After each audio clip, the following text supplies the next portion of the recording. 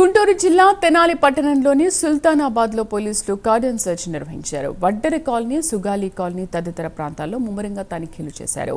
Additional SP Ramanamurthy, Tenali DSP Janardhan Rao నేతృత్వంలో ఈ ప్రాంతంలోని దాదాపు 350 ఇళ్లలో సోదాలు నిర్వహించారు. ఈ సోదాల్లో సరైన పత్రాలు లేని 59 వాహనాలను సీజ్ చేశారు.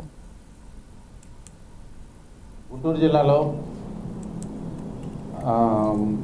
లా అండ్ ఆర్డర్, తర్వాత రౌడీ షీటర్స్ కంట్రోలింగ్ గురించి,